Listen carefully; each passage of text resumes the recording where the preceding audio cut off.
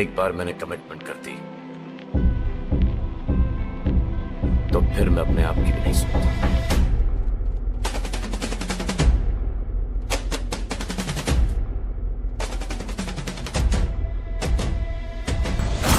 स्वागत तो करो हमारा। तेरे को दिखता नहीं वैसा कितने आदमी है।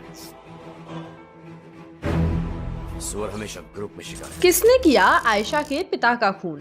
क्या पकड़ा जाएगा राधे? तो दोस्तों, सलमान खान की कुछ साल पहले रिलीज हुई मूवी वांटेड ने बॉलीवुड को हिलाकर रख दिया था। ये वो दौर था जब Salman Khan mostly movie south की रीमेक बनाते थे और कमाल की बात तो ये है कि उस समय पर किसी को पता भी नहीं था कि ये फिल्में साउथ की कॉपी हैं।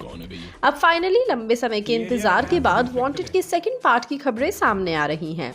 तो चलिए आज की इस वीडियो में देखें कि वांटेड 2 का पॉसिबल प्लॉट कैसा हो सकता है। लेकिन वीडियो में आगे बढ़ने से पहले आपके लिए एक बड़ी खबर है।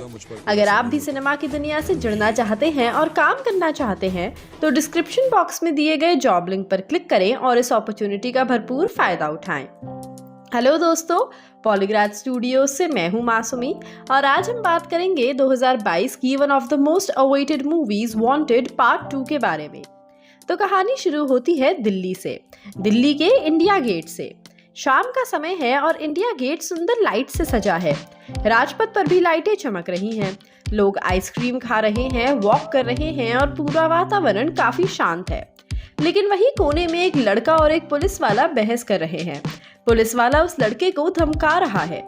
वहीं सामने से एक फीमेल पुलिस इंस्पेक्टर आ रही है और वो बदमाशों को वहां से भगा रही है। जैसे ही फीमेल पुलिस और उस इंस्पेक्टर का आमना सामना होता है, दोनों अजीब सा बिहेव करते हैं। ऐसा लगता है जैसे दोनों की आपस में बनती नहीं और दोनों एक दूसरे को अवॉइड कर रहे हैं। इसके बाद दोनों अपने अपने रास्ते निकल जाते हैं। फिर दृश्य दिखता है एक बड़े घर का, महल जैसा घर, जहाँ बड़ा बगीचा है। बगीचे में माली है, लंबी लंबी गाड़ियां भी खड़ी हैं। मेन गेट के अंदर लिविंग रूम में सब लोग आपस में बैठे हैं, जहाँ वो धमकी देने वाला इंस्पेक्टर भी है। वो कहता है, पिताश्री आप खुद तो मरेंगे ही, हमें भी साथ में मरवाएंगे। पता है आज इंडिया गेट पर सच की पुलिस आ गई थी। एक दिन इस झूठ मूठ के नाटक के चक्कर में हम सब अंदर हो जाएंगे। उसके दादाजी जवाब देते हैं, अभी से डर गया? राधे, जो गाड़ी और बंगला देख रहा है ना, हमने ऐसे ही खड़े किए हैं और तू है कि अभी से डर रहा है। राधे कहता है, मैं किसी से नहीं डरता, वो तो बस पुलिस को देखकर थोड़ा सब हंसने लगते हैं।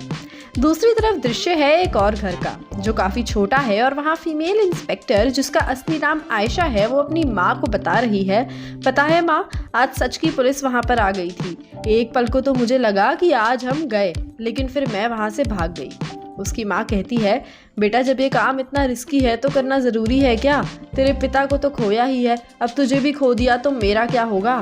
आयशा कहती है, माँ तू क्यों टेंशन लेती है, सब ठीक होगा ना? माँ कहती है, हाँ हाँ, तुझे क्या पता कितनी टेंशन होती है। पता है जब भी तू जाती है मेरा तो पूरा दिन मन ही बैठा रहता है।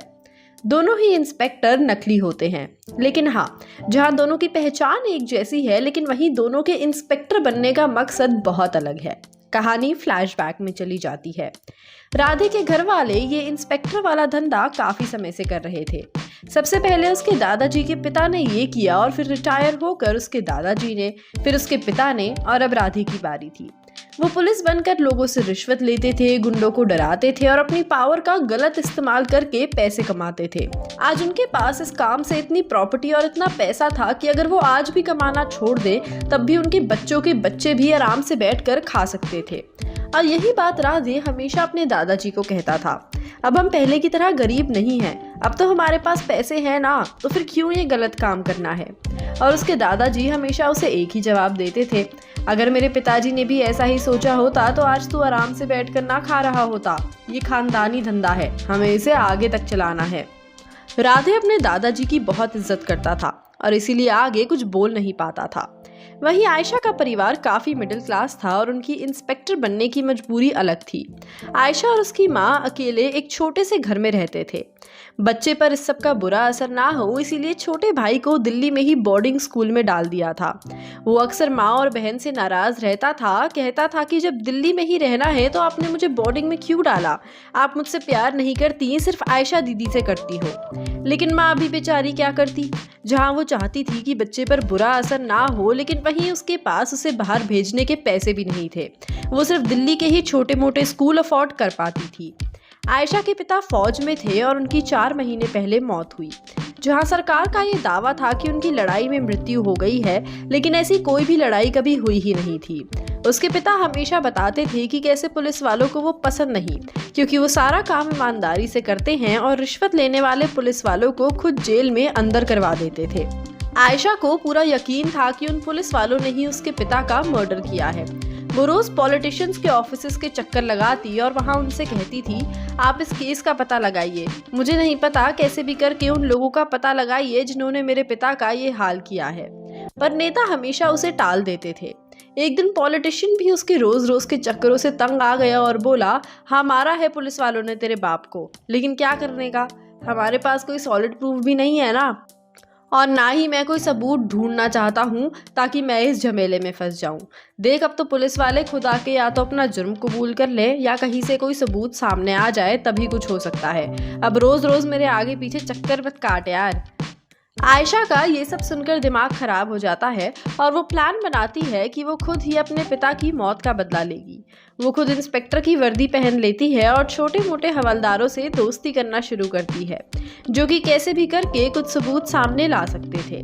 लेकिन उसे हमेशा एक डर सताता रहता कि कहीं इन हवलदारों ने कभी सच की पुलिस के सामने अपना मुंह खोल दिया तो क्या होगा, क्योंकि वो जानती थी कि हवलदारों को तो वो बेवकूफ़ बना लेती है, लेकिन पुलिस अगर सामने आ गई तो वो फंस सकती है।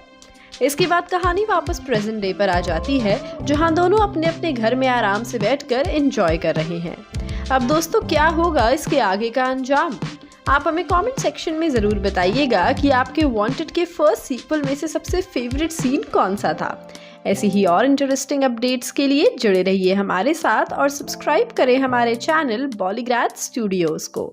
आपसे जल्द ही दोबारा मुलाकात होगी, तब तक के लिए bye bye, take care and stay safe.